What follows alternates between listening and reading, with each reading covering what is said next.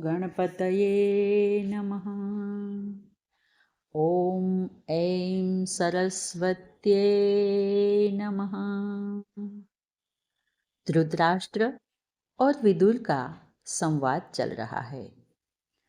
धृतराष्ट्र मानसिक रूप से परेशान है, इसीलिए प्रज्ञावान विदुर जी धृतराष्ट्र को मार्गदर्शन देते हुए विभिन्न कार्यों में नीति क्या कहती है ये समझा रहे हैं। यहाँ विदुर जी क्षमा के बारे में नीति क्या कहती है इस पर बात करते हुए कहते हैं, एकमेवाद्वितीयं तद् यद् राजन्नावबुध्यसे सत्यं स्वर्गस्य सोपानं पारावारस्य नौरिव। हे राजन, जिस प्रकार समुद्र पार करने का एकमात्र साधन नाव है, उसी प्रकार संसार से मुक्ति पाने का एकमात्र उपाय परम सत्य का ज्ञान है। परंतु आप इस बात को समझ नहीं रहे हैं। आगे कहते हैं, एकः क्षमावतां दोषो द्वितीयो नोपपद्यते यदेनं क्षमया युक्तम् अशक्तं मन्यते जनः।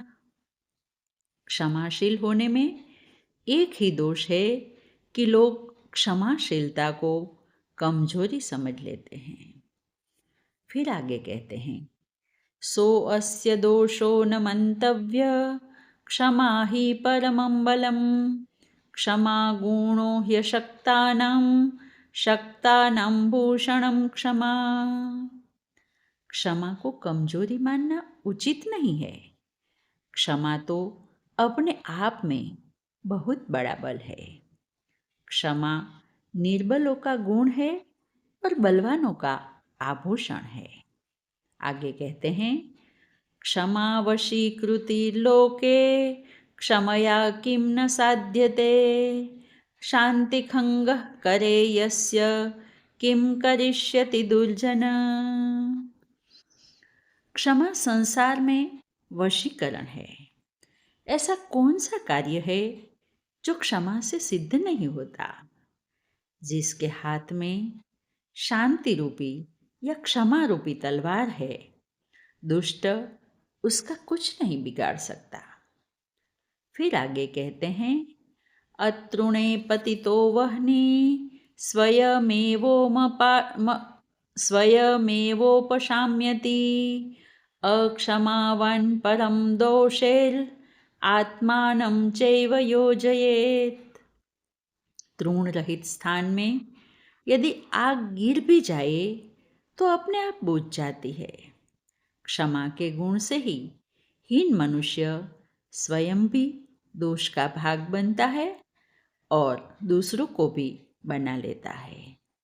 फिर आगे कहते हैं, एको धर्मः परम श्रेय क्षमैका शांतिरुत्तमा विद्यैका परमा तृप्तिर अहिंसैका सुखावहा। केवल धर्म ही परम कल्याणकारी है। केवल क्षमा ही परम संतोष प्रदान करने वाली है तथा केवल अहिंसा ही सुख का मूल है। और अंत में कहते हैं, द्वाविमौ ग्रसते भूमि सर्पो बिलशयानिव राजानं चाविरोद्धारं ब्राह्मण चाप्रवासिनम। जो राजा आक्रमणकारी शत्रु से युद्ध नहीं करता और जो ब्राह्मण अपने ज्ञान के वितरण हेतु देश विदेश भ्रमण नहीं करता, उसे यह पृथ्वी उसी प्रकार निगल जाती है जैसे सर्प बिल में रहने वाले जीवों को निगल जाता है। यहाँ पहले 2 श्लोकों में क्षमा का महत्व बताया और उसके बाद के 5 श्लोकों में क्षमा की शक्ति को, बल को बताया है। क्षमा वशीकरण मंत्र की तरह कार्य करती है। शांति से रहने का एकमात्र साधन क्षमा है। इसीलिए विदुर जी यहाँ क्षमा की प्रशंसा करते हुए क्षमा को सभी सिद्धियों का साधन मानते हैं।